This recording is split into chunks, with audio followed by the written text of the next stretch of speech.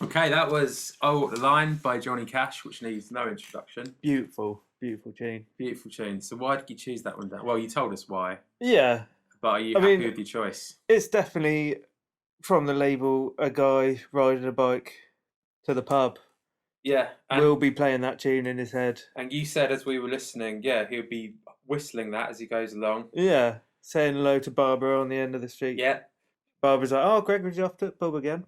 yeah. She knows what time it is because She Gregory knows. cycles past humming that song on the way to the pub. And she's like, "Yeah." In the 1930s when this song was released. This might even be 20s. Yeah. She knows what's happening when Greg goes past on the bike. Yeah, she's like, it must be time for me to get the washing in because he's going down the pub on his bike. He's going down the pub. It means it'll be dark soon. So. Yeah, he's got Johnny Cash on his iPod. I was going to say Walkman. Walkman. That's a bit of a dated reference, isn't it? As is iPod, really. Yeah. But I think that song went really well with that beer. It is a beautiful song. I love the humming in it. It's quite. I don't really know why you'd bust out any humming ever in any song, but just in that song, it works so well. Yeah. There's something about it that it's like. It's almost like they didn't have that many instruments for it. They were just like, well, we'll add something by just. We'll hum a bit. Which is beautiful. Yeah, I think the song matches the idea of the beer with breakfast with your porridge. You start your day, got your bowl of porridge, you've opened a bottle of this. That's how you go in. And you've got that song playing. And you're just sitting there humming along between your mouthfuls of porridge, between your sips. You're definitely set up for a good day, aren't you? You know, you're walking the line there. Yeah. You're walking a fine line, really. You're like, you're cutting the line out of the day, really, aren't you? You're cutting it. I think that's fair.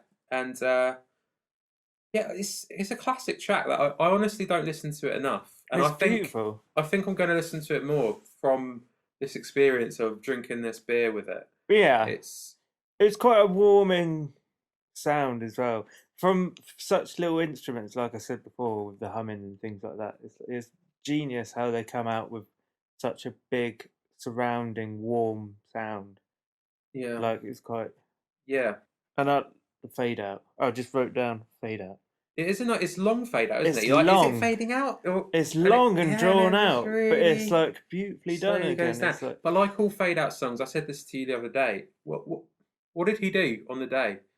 Like, did they fade it out because they wanted to, or did he fuck it up at the end? Could have been. Or they could still be playing it to this day. You know? Yeah. That's why they just had to fade it out because they're still going. Yeah. They're still rocking. Might fade it back in tomorrow. To be fair, it's a jam that you could just play all day. Yeah. You could just sit there with your guitar and just keep going. Well, that was the thing as well. That there wasn't. That's not a snare drum in there. That's a guitar with a bit of paper through the strings. I didn't know that. So that's what I was saying earlier as well. They didn't have many instruments in that recording. No. So they had to build it with sparse. With things that they had. Apparently, they didn't have a drummer, say, and they didn't have because obviously back then you'd need a drum room to record drums. Yeah. So Cash just put a bit of paper in between his guitar strings and did a. That was his idea. I don't know. I think it's like it might. I think that might be like an old, country techers. Yeah. Because when you've not got, when you've not got things, you make things. You know. Did he put paper or wads of cash? Oh. He's Johnny. Whoa! I mean, he is like the original. Like, obviously, his tunes are country as anything, but he is the original rock star. Yeah. He's had many a drug-fueled evening, and he was doing naughty things before it was cool. It's that iconic image. Everyone's got it on a T-shirt of him with his middle finger up. Yeah, that's. I think that's that's like the. It's authentic as well. Like, there's so many rock stars. Like, if you see them do middle finger up on a T-shirt, it's like a bit posery. Yeah, with him, it was. That's like groundbreaking. Yeah, and because who was it that Ozzy Osbourne or something like that? They've got all sorts of these mad stories and things like that, and it's like, Cash was doing that before they were even born. Yeah. Like he is pretty rock and roll. He is. I rate it. Yeah. That was good. And I think maybe with that, should we move on to our second beer of the evening? Let's do it. Okay, the second and final beer of the episode. Dan, what have you got for me? I know you're going to struggle to find the name. I've had this before. Is it AndUnion? AndUnion, yeah. AndUnion? Yeah. And it's called Thursday. It's called Thursday. But this is what I kind of like. I like that. So if you've not seen the can, you can Google it if you want. There's AndUnion Thursday Dark Lager. Yeah, Google that. But you'll find a can that's just all black. It just says Thursday on it, and Dark Lager and 5%. And it's like, well, is the brand Thursday or? But then no, because again, you shop with your eyes. You'll see it in the shop. They've got Monday to Sunday. Monday to Sunday. They've got a whole week of beers. They've got a whole week of. That'd be a good shout actually. If we ever had like a bit of a holiday, we could do a whole week of beers. Yeah, except Monday and Tuesday are alcohol-free beers. Or low alcohol beers. Yeah, I haven't tried those. I wouldn't deny alcohol-free beers. Alcohol-free beers are pretty tasty these days. Especially some of the crafty ones. It's like, actually, they've put a bit of work into that. Yeah. It's like you've almost got to put extra work into it because it's alcohol-free. Yeah, you sit there. You're not going to get pissed and enjoy it. Crack one on the motorway. No, we don't condone that. We don't condone that. Episode 1. Although in New Zealand, it's beautiful that you can drive and drink as long as you're not over the limit. And I thoroughly enjoyed that while I was there, yeah. Yeah. Like coming up to the campsite, I'll just crack a bottle and cruise along drinking while I'm... I think did you spend a year in New Zealand? Yeah, about a year, yeah. I think like of all the stories you have, you told that one the most. That you can drink and drive. It's like just the relaxedness of it. Yeah, just the audacity of it. The audacity of surely, to be fair, thinking about it now, if you're drinking while you're driving, they've got more reason to pull you over. Mm-hmm. But at the same time, it's sort of a what was the word you used earlier? Juxtaposition. That's the one. If a copper sees you drinking, he's like, well, he would think I'd pull him over, but if he's openly drinking, surely he's not over the limit. But it's like a weird, I don't know. I never got pulled over, and I was never over the limit. I'll say that straight away. Yeah. But it was like before you reach your final destination, crack a beer. Oh, that's lovely. And I'm not even there yet. Excellent. With that, shall we crack this? Yeah, back to the beer in question. Cheers, Daniel. Yeah, Maz. Prost. Top of the hops. Ooh. That's a lot earthier than I thought it'd be. Yeah? Have you not had this one before? No, I've not had this. So I have. Although it has surprised me, after having that other one, it's a very different taste. It's considering they're both dark drinks. It is, isn't it? It is very... Is that... What does it say, Dan? Read it out. A rich... I feel like I'm in class. Turns out I can't read. A rich, toasty and complex, yet light-bodied and refreshing, unfiltered dark lager. There's a lot of words there, isn't there? Yeah, and they're quite...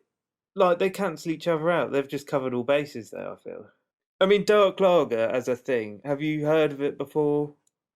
I think this is my first... I think I've maybe had one more, but this is... Is that actually dark? Yeah, it is. This is the only example that I regularly see of dark lager. Yeah. I don't know if it's an invention of theirs. But I think Brewdog do one, don't they? They must call it a name that I'm going to butcher. It's in German, something Berg. But... Copperback. Anyway, we're not talking about that. So that's about as less dark as you could get. Copperberg. Yeah. Oh, yeah. We don't talk about Copperberg. No, top of the hops, because that is not top of the hops. It's a cider. It's not even got a hop. Bloody fruit in it. Anyway, back to this. AndUnion Thursday Dark Lager. What are your thoughts so far? I mean, I agree with complex because I'm struggling to. It's sweeter than I remember, actually. It does definitely feel like, you know, when a smell, or you get like a taste that it feels like a smell. Yeah. Do you know how I mean by that. Like sometimes you might smell something and it reminds you of a taste, or you might Yeah, taste yeah. something and it reminds you of a I know smell. exactly what you mean. I don't know. There is a word for that, but I don't know what it is. And it doesn't smell like that, but the taste sort of reminds me of the smell of a brewery. You know, when you go into a brewery and it's like it hits you with that sort of, it's like moist, hoppy, Yeah, like all sorts soaked of into the structure of the soaky, building yeah, sort of smell. like the bricks are soaking, but I they're know what not. you But mean. Yeah, it's it's yeah. quite it's quite a damp taste.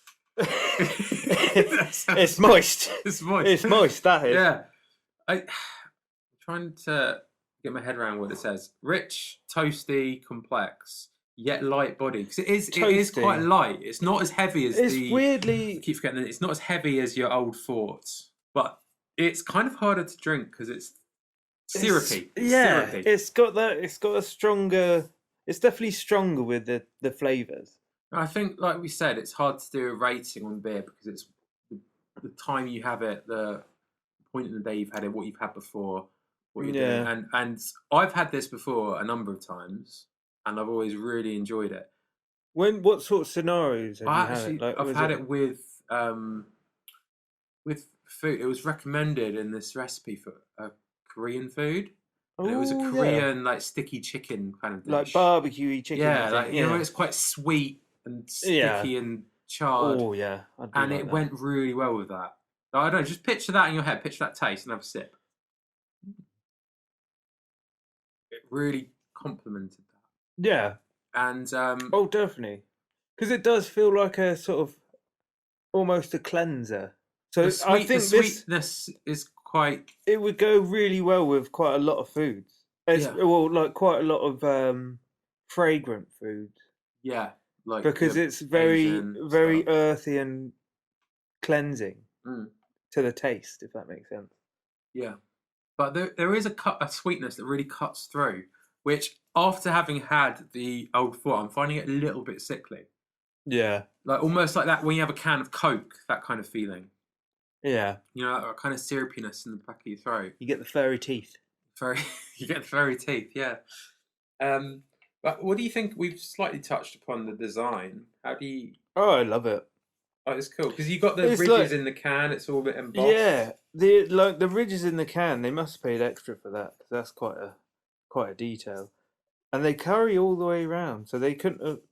Oh no, they stopped. It's quite unique. They stopped at where the barcode is, obviously, because otherwise the barcode wouldn't work. Yeah, yeah. But like, if you see that on the shelf, you're like, "What the fuck? What? Are we allowed to swear in this?" Oh, I think I did. Oh right, yeah. Fuck it. But if you see it on the shelf, you'll be like, "Oh, what's this? What? Why is this?" And that's another thing about like their branding is actually on the back of the can, really small. Yeah. So they're called AndUnion. But that's the tiniest. You miss it. You'd have to. It's not really a logo, is it? You'd have to pick the can up. I mean, that is a logo. It's quite nice. Yeah, but I mean, like, you'd have to stand out. Like, you'd have to pick the can up, turn it round, and find the logo. Yeah, which is, I think, it's like there's a lot bold. of like newer things that are doing that though, which I quite like. It's like you can't just sell things because of a brand. Yeah, you need to have like why someone's going to pick it up in the first place. And like looking at that on a shelf, you would pick that up because there's nothing of any information on the front. It just says Thursday Dark Lager 5%.